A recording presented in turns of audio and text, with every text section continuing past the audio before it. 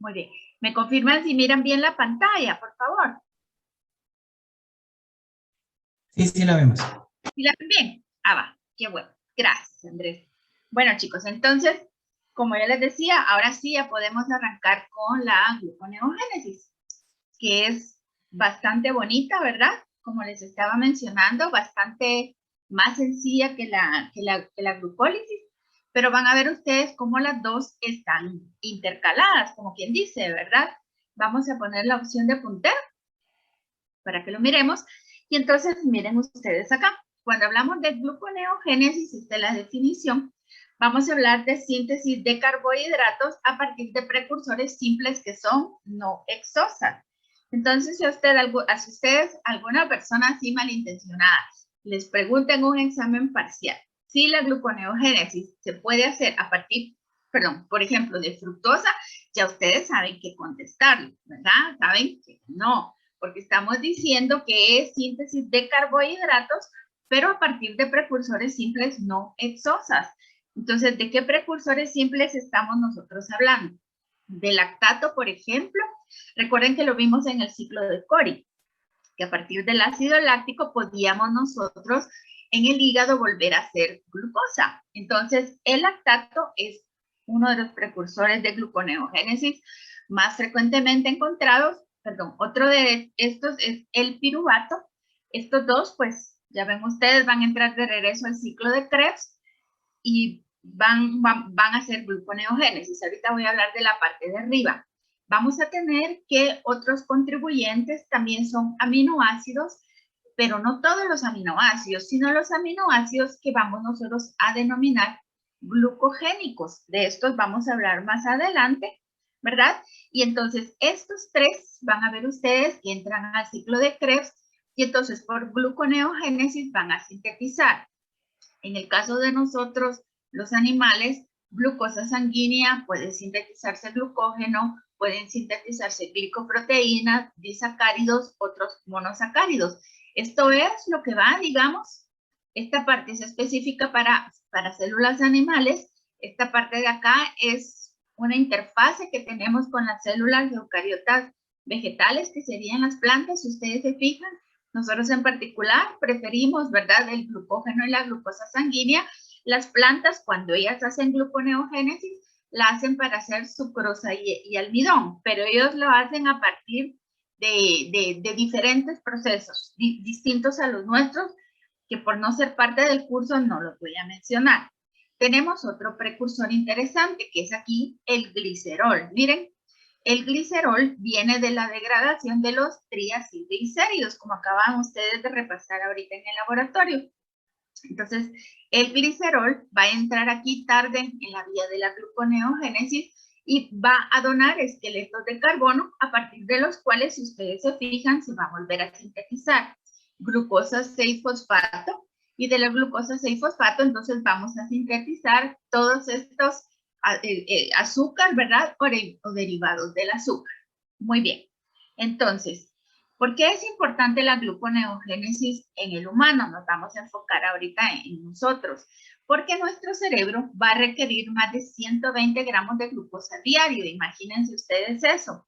Yo ya les había mencionado que nosotros tenemos a nuestro cerebrito dependiente casi en un 100% de glucólisis. Entonces, no solo el cerebro, sino que también las células del sistema nervioso central en general, eritrocitos, testículos, médula renal y tejidos embrionarios también van a requerir a la glucosa sanguínea como su principal y casi única fuente de energía. Entonces, ¿qué creen ustedes que pasaría si nosotros dejáramos de comer? ¿Qué pasaría entre comidas cuando nosotros no estamos consumiendo glucosa?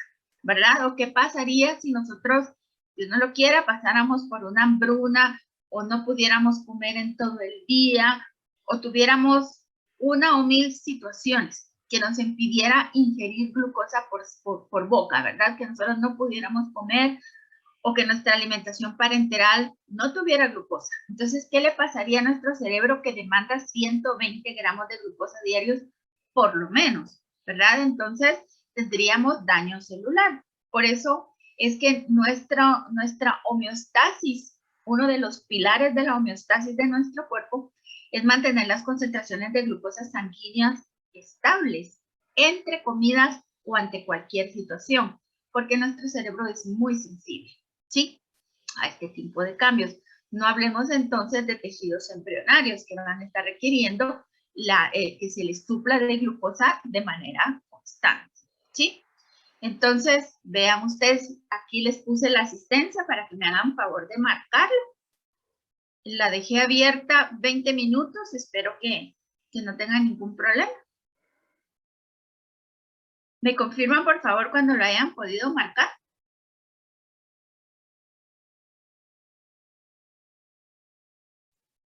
Así se puede.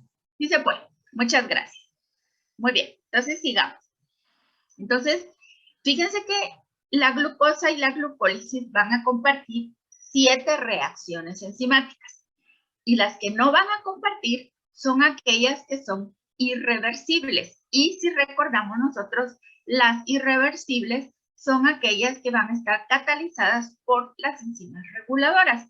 Entonces aquí las podemos ver. Miren, aquí tenemos las 10 reacciones de la glucólisis. Aquí tenemos su delta G' estándar y aquí tenemos su delta G. Acuérdense que las cosas pueden variar mucho en condiciones reales, ¿verdad?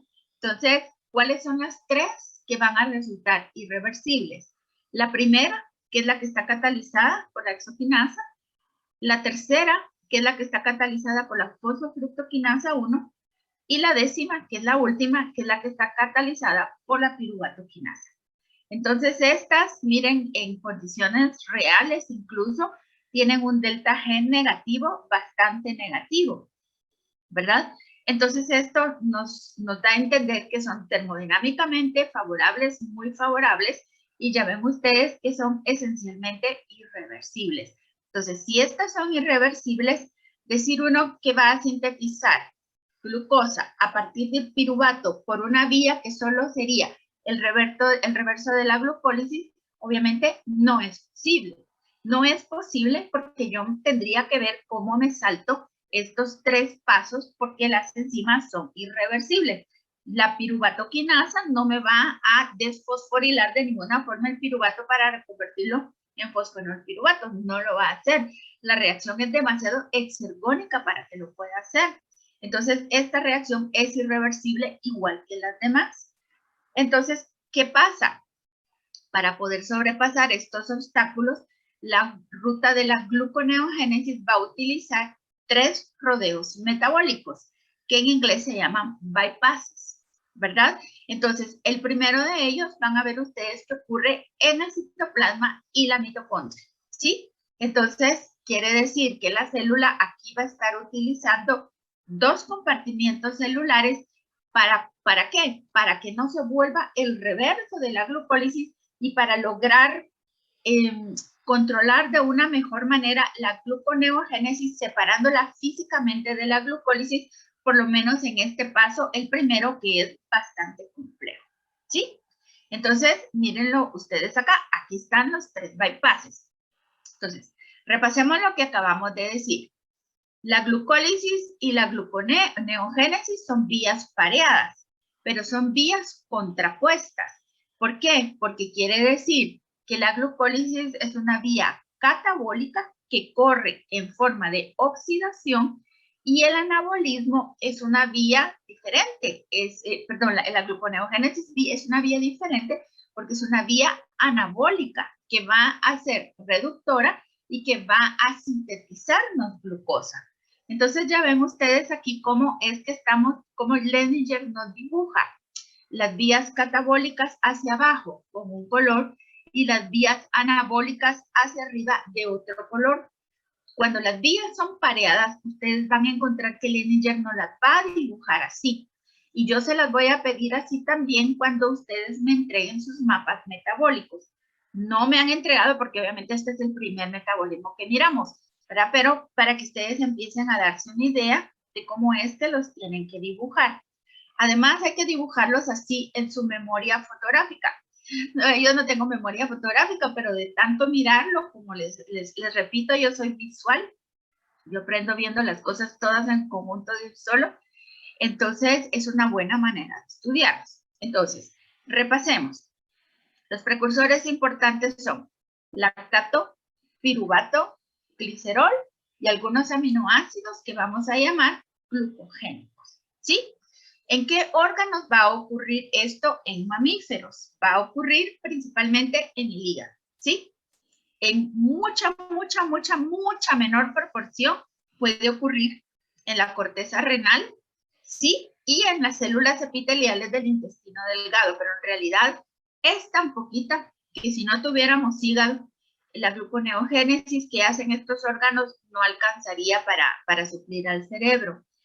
Yo sé que ustedes no llevan fisiología en este punto de la carrera, pero es importante tener un poco de gluconeogénesis en el riñón, porque nosotros tenemos ahí sistemas de filtración y de reconcentración que son todos muy dependientes de ATP y de glucosa. Entonces, ahí tenemos como una batería adicional, digamos, nosotros en esa parte del riñón, y lo mismo sucede en el intestino delgado, donde ya vimos nosotros cómo es tan activa el proceso de absorción e incluso de secreción de algunas cosas, ¿verdad? Entonces también requiere como una pequeña baterita adicional para hacer glucosa, pero como les digo, es tan poquito lo que producen comparado con el hígado, que en realidad una persona que no tiene hígado no va a tener una gluconeogénesis que no ni siquiera pueda medir, digamos, que sea relevante. ¿Alguna pregunta hasta acá o todo el mundo me va siguiendo? ¿Nadie tiene? Vamos bien, vamos bien. Va, gracias. Entonces, chicos, miren, aquí les estoy marcando el primer bypass o primera vía alternativa, podríamos decirle. Yo les digo bypass porque así me acostumbré. Es el rodeo metabólico, en donde ven ustedes que si fuera glucólisis sería de convertir fosfenol piruvato a piruvato y todo pasaría en el citoplasma, no hay ningún problema. Pero en el primer bypass yo tengo que convertir alanina, por ejemplo, a piruvato, o bien piruvato lo tengo que convertir en fosfenol piruvato. Entonces, como no puede hacer la vía opuesta exactamente, se mete a la mitocondria. Miren, aquí está el dibujito de la mitocondria. Espero que todo el mundo lo pueda observar bien. Usualmente Leninger así no la pone como un grisito más pálido por debajo, para que nos demos cuenta de que esto va a suceder adentro de la mitocondria. Entonces, adentro de la mitocondria, el piruvato se va a convertir de nuevo en fosfenol piruvato y va a salir como fosfenol piruvato, ¿sí? Ese sería el primer bypass. Perdón. El segundo bypass va a suceder donde tenemos a la fosfofructoquinasa 1. Entonces, como es irreversible, ahora nosotros vamos a tener aquí otra enzima que va a catalizar la formación de fructosa 6-fosfato a partir de fructosa 1,6-bifosfato. Aquí vamos a tener una enzima reguladora que va a ser contrapuesta a la fosfofructoquinasa 1, ¿sí? A esta parte de aquí vamos a volver ampliamente en el capítulo 15 y a todo lo largo de la bioquímica, porque ha servido como un ejemplo para regulaciones contrapuestas en todo el metabolismo, ¿sí? Y luego tenemos el tercer bypass, acá lo tenemos, en donde vamos a convertir glucosa 6-fosfato en glucosa, ¿verdad? Este bypass usualmente es para convertir glucosas, pero hay algunos casos en donde la glucosa 6-fosfato, si está esto sucediendo en el hígado, por supuesto, se va a convertir en glucógeno como una molécula de almacenamiento. Entonces, si ustedes se recuerdan del ciclo de Cori, vimos cómo a partir del ácido láctico podíamos reconvertirlo en glucosa, pero también podíamos reponer los almacenamientos de glucógeno que nos habíamos gastado del músculo. Entonces, eso lo hicimos por medio de este tercer bypass. Este también va a suceder en dos compartimientos celulares diferentes, que van a ser el citoplasma y el retículo endoplasma, ¿sí? En un momentito lo vamos a mirar con mayor detalle. Entonces, los puntos claves que les mencioné los tengo todos escritos acá. Entonces, ¿qué puedo esperar yo que me pregunten para evaluar si yo entendí esto? Obvio, me van a preguntar en dónde se hace la gluconeogénesis. Por ejemplo, me van a preguntar en dónde suceden los 3 bypasses. Me van a preguntar cuáles son las enzimas de la glucólisis que no me permiten un bypass. Me van a preguntar cuáles son los precursores más importantes. Y me van a preguntar que si son vías contrapuestas y por qué. Y todo eso yo lo voy a tener que poder contestar, ¿sí?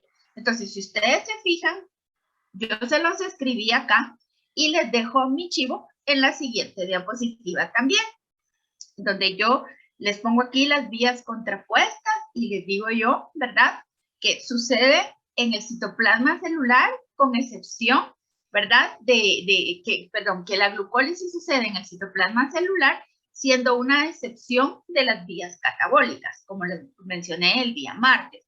Solamente las vías catabólicas van a suceder en la mitocondria, pero en este caso, tanto la vía de las pentosas fosfato como la glucólisis van a estar sucediendo en el citoplasma también, ¿sí? Luego, la gluconeogénesis sucede en 3 lugares: en citoplasma, en mitocondria y en retículo endoplásmico. Entonces, ya aquí estamos viendo que la gluconeogénesis es engañosamente más sencilla, porque en realidad el entrar a diferentes organelos va a requerir transportadores y la célula lo está utilizando como una estrategia para compartimentalizar sustratos e intermediarios metabólicos y que nadie se los robe, es decir, que la glucólisis no se los robe, ¿sí?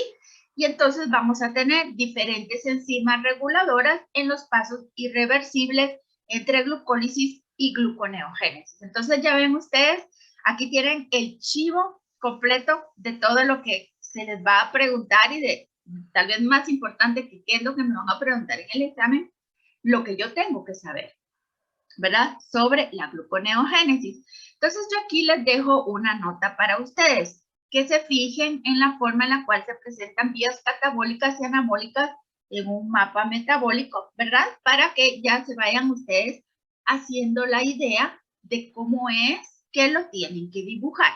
Entonces, aquí, por ejemplo, vemos que tenemos las enzimas reguladoras de la gluconeogénesis ya señaladas. Las principales son la glucosa 6-fosfatasa, la fructosa 1,6-bifosfatasa, y vamos a tener aquí dos. Una de las dos van a ver ustedes que es la enzima reguladora principal, y la otra, a pesar de que cataliza una reacción que es única para la gluconeogénesis, puede catalizar reacciones reversibles y no está tan regulada de manera alostérica, de manera que no la vamos a considerar una enzima reguladora. Ahorita vamos a ir a esto, ¿sí? Entonces, ¿alguna pregunta hasta acá que quieran hacerme o todo está clarísimo? Clarísimo. Bueno, yo no les hice aquí más encuestas porque el día de hoy contestan demasiadas cosas y sé que están cansados, pero voy a hablar y si hay alguna duda igual me la mandan al foro o lo platicamos el día martes. Ah, no, el martes, el parcial, perdón. Me lo platicamos el jueves.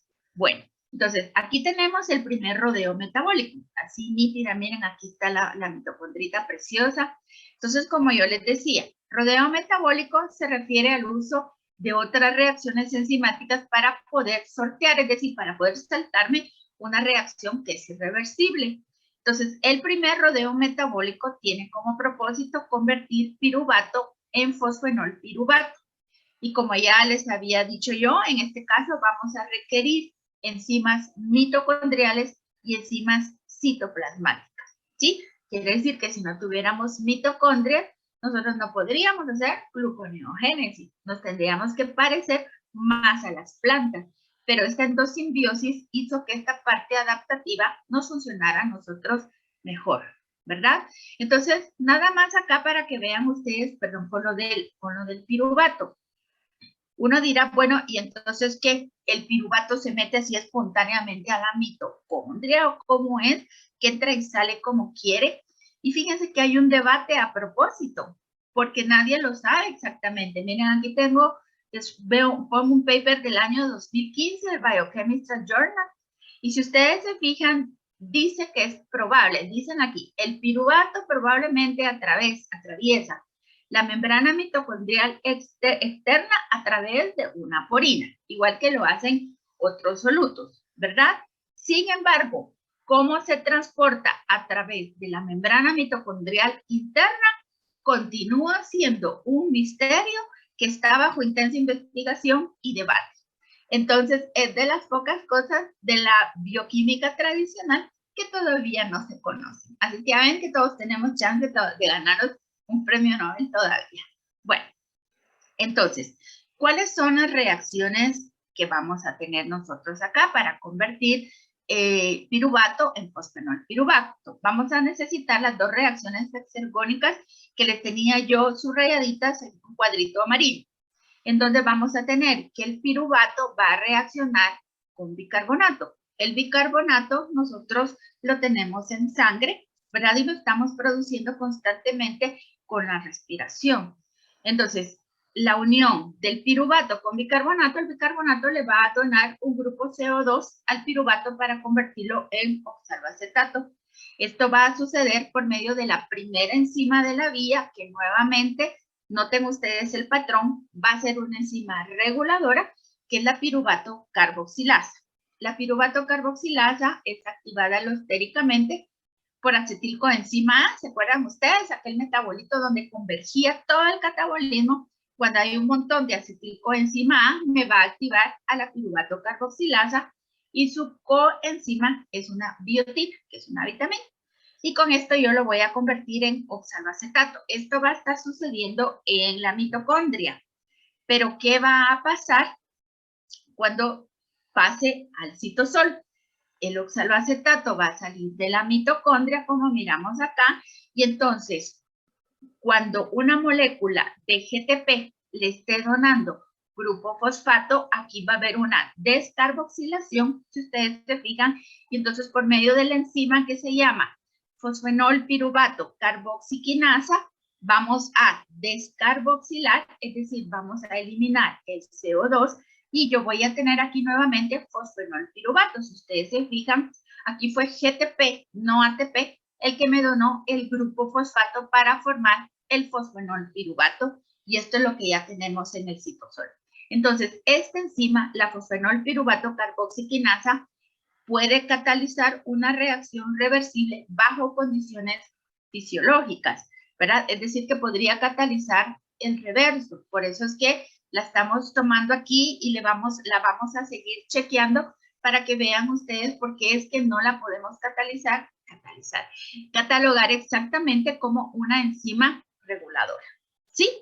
¿Está bien? ¿Todo quedó claro hasta acá? ¿Sí? ¿No? ¿Alguien tiene alguna duda al respecto de estas dos reacciones que acabamos de mirar? ¿No? Bueno, entonces yo tengo que son las 4:27. En 3 minutos se va a activar ya el examen corto que tenemos de digestión. Entonces me da chance, como no hay dudas, de que terminemos de ver esta diapositiva. Me interesa que la veamos porque vamos a ver por primera vez a la biotina en acción con su enzima favorita, que es una carboxilasa. Entonces, miremosla acá. Miren, y esa sí chilerísima, a mí me encanta, porque miren, esta estructura de acá es la biotina. Y esa biotina va a funcionar como que fuera así un brazo largo. Miren, un brazo que puede oscilar de un ladito para otro, o sea que se va a estar moviendo de un lado para otro. De hecho, esta palabra en inglés que vemos acá, que dice tether, la traducción al español es ligadura, pero no me parece a mí la mejor traducción. Nosotros la podemos traducir como atadura o como lazo, ¿verdad? Pero Leninger la traduce como una ligadura molecular. Y como les digo, lo que hace son las veces de un brazo que va a agarrar un grupo CO2 de un lado de un dominio de la enzima y lo va a trasladar a otro dominio de la enzima, ¿verdad? Esa va a ser su única función. Entonces podemos mirar aquí la reacción, ¿verdad? Aquí el bicarbonato, para que podamos quitarle, para que haya descarboxilación y podamos quitarle el grupo CO2, se necesita hidrólisis de una molécula de ATP. Y entonces ven ustedes cómo ya anexamos el CO2 a la biotina. La biotina está enlazada en enlace de amida, es un enlace covalente por medio de una lisina a la piruvato carboxilasa, y una vez esté cargado con CO2, se mueve de lado. Y entonces del sitio 1 de la enzima ahora lo pasa al sitio activo número 2 de la enzima. Y en este sitio 2 de la enzima lo que vamos a tener es una descarboxilación y el piruvato ahora sí, entonces va a reaccionar con el CO2 y se va a convertir en oxaloacetato. ¿Sí? ¿Está bien? Entonces ya ven el piruvato, lo que tenía, si ustedes se recuerdan, son los carbonos que ya recordamos de la glucólisis, que traía 3 carbonos, y ahora yo le voy a estar pegando el CO2 que viene del bicarbonato, y entonces yo ahora tengo un oxaloacetato que es de 4 carbonos. Muy bien, me voy a detener aquí en esta diapositiva para que puedan ustedes hacer su corto. Si tienen alguna pregunta, este es el momento de poder hacerlo.